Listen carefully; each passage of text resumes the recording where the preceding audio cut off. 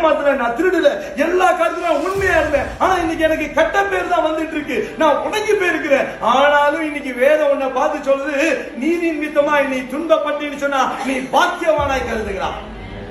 உலகம் உங்களுக்கு நீங்க பாக்கியம் இல்லைங்க, நீ நீ அன்லக்கி தெரியுமா?